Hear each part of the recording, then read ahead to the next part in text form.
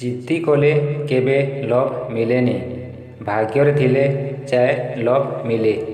ସେଥିପାଇଁ ତ ପୂରା ଦୁନିଆର ମାଲିକକୁ ରାଧା ମିଳିଲା ନାହିଁ। 24 ଘଣ୍ଟା ସମୟ ସମସ୍ତଙ୍କୁ ସମାନ ମିଳିଥାଏ।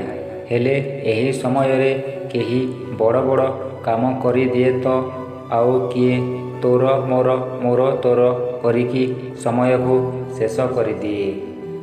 କେହି ଜଣେ ମୋତେ ପଚାରିଲା, ନିଜ ଲୋକେ ତୁମକୁ ଛାଡ଼ିକି ଗଲେ କ'ଣ କରିବ?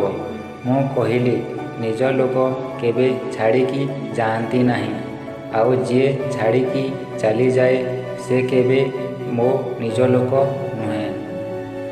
ଯିଏ ଶିଖିବା ବନ୍ଦ କରିଦିଏ ତାକୁ ବୁଢ଼ା କୁହାଯାଏ।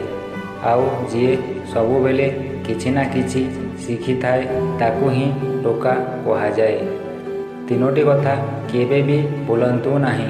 ବେଶୀ ଭାବନି, ଆରମ୍ଭ କର, ପ୍ରମିସ୍ କର, ପ୍ରୁଭ୍ କର, କୁହନି, କରିକି ଦେଖାଅ। ବିନା ପରିଶ୍ରମରେ କିଛି ବି ମିଳେ ନାହିଁ।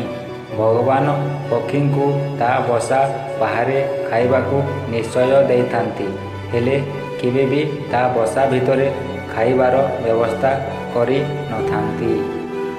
ସଡ଼କ ଯେତେ ସଫା ହେଲେ ବି ମଇଳା ହୋଇଯାଇଥାଏ, ସେମିତି ମଣିଷ ଯେତେ ଭଲ ହେଲେ ବି ସୁଦ୍ଧା କେବେ ନା କେବେ ଭୁଲ ହୋଇଯାଇଥାଏ।